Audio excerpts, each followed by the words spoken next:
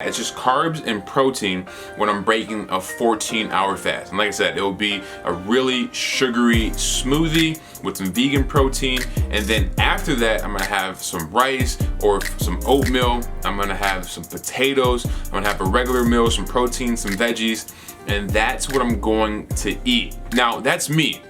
Yo, what's good? Welcome back to my channel. In today's video, we're gonna talk about how I break my smaller fast, so like extended like 14 hours, maybe 16, but on an average, based on my body type, being an ectomorph, skinnier wrists, hard gainer, I can't fast that long. That's why body type is important. But we're gonna get into that, and I'm gonna talk about what I do to break this fast. It's different than what I do to break an extended water fast, like going 64 or 72 hours. And if you haven't watched that video, I'll put it in the card up here. Somewhere in this video there'll be a card, or check the link in the description below for how I break my extended water fast, because that is different than how I break overnight 12 to 14 hour fast, okay?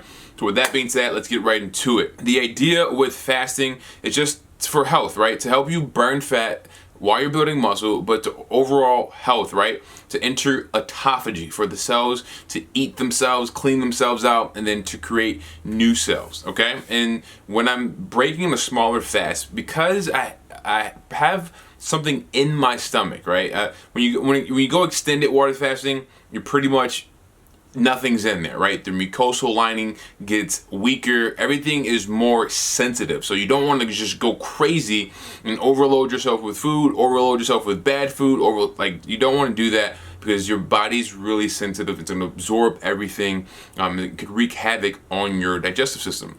But when it's like 14 hours, and I've had some food the night before, I'm most likely got some food in my stomach still. I haven't passed everything through. So my gut is less sensitive than it would be if I did the extended water fast, right? And in this particular time, I'm looking to break it, and I'm looking for my insulin to shoot through the roof. I'm looking to be as anabolic as possible, and I'm looking to break it with something like a very high glycemic fruit smoothie. So I'm doing bananas, pineapples, if there's mangoes, I got some dates, not all in one, but those are just some of the things that I'm putting inside. Maybe I have a scoop of pea protein, some vegan protein with a bunch of sugar, because after that I'm looking to be hungry. I'm looking to refeed. I'm looking to get in some rice or get in some oatmeal. I'm looking to get in some complex carbohydrates after I have those simple sugars, and they spike my insulin. And now when you spike your insulin, it's like the key that unlocks the cells, right? So they unlock the door to the cells. And so once they're unlocked, you can then shuttle in nutrients. And I'm looking to shuttle in things like protein to help with muscle building. I'm looking to shuttle in carbs to give me energy just in case I gotta go work out or I'm recovering from a workout. And not so much of fat, because other than like the cholesterol and then anti-inflammatory, there's not a lot of physical benefit for fats as there is for like energies for carbs and proteins for building. Fats are good for keeping your inflammation down, and then to helping with the production of cholesterol, right? And it forms the cells. So there's a lot of health reason, right? It's a layer and like the gatekeeper to the cells. It creates that substance so that things aren't just flying into the cells. It's kind of a protective layer. And so other than like health reasons, that, and if you're doing keto, maybe you're burning it as energy, right? Fat, but mostly there's not a lot of physical benefit for fats. So I'm not throwing a ton of fat in there. I'm not trying to store fat in the cell. And so I will eat fat naturally throughout my meals when I'm not fasting, but I'm not overloading fat. It's just carbs and protein when I'm breaking a 14-hour fast. And like I said, it will be a really sugary smoothie with some vegan protein. And then after that, I'm gonna have some rice or some oatmeal. I'm gonna have some potatoes. I'm gonna have a regular meal, some protein, some veggies.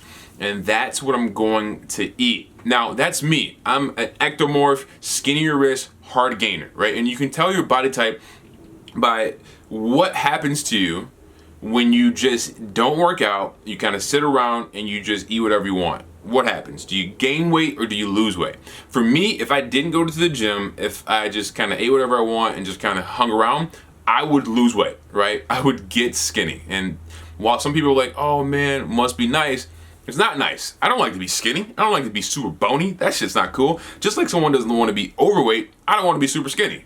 I want to have muscles. I want to feel good. I want to be strong, right? I want to be a little bulkier, And I get that by doing a certain plan, eating a certain way, lifting weights and stuff like that. Now, if you are someone that is endomorphic, right? You're more anabolic. You look at carbs, right? I can go through 500 grams of carbs in a day and struggle to gain weight. Okay, so that's my body type. Some people look at carbs the wrong way and you gain weight, right? And so you might not want to break your fast with so much sugar and have such an insulin spike that leads you to eat a lot more food, right? You might want to do more of some lean protein, maybe some small amount of low glycemic berries or a small amount of sugar paired with some protein, and then have mostly protein and veggies after you break your fast, right? Or if you're doing keto, follow that way. So it depends on your body type and your goals, but as an ectomorphic body type, someone who is a hard gainer, for watching this video, I'm going carbs. I'm loading up on carbs.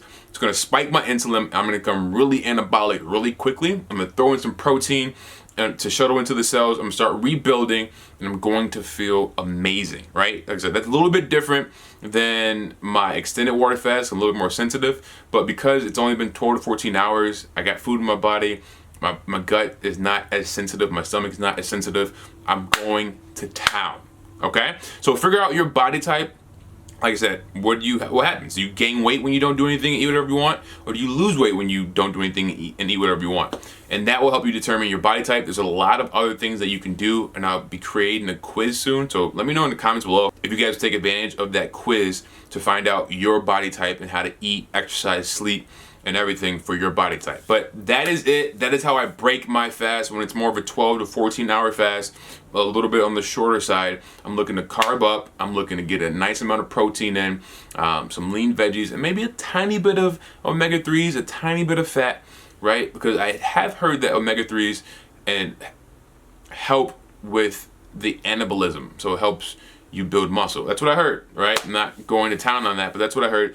And I think omega-3s, anti-inflammatory, are good for the body too as well. So that's it. Hope this video helps. If it does, comment below. Like, comment, subscribe, hit the bell notification so that you know every time that we're releasing new videos. And I will see you guys in the next one.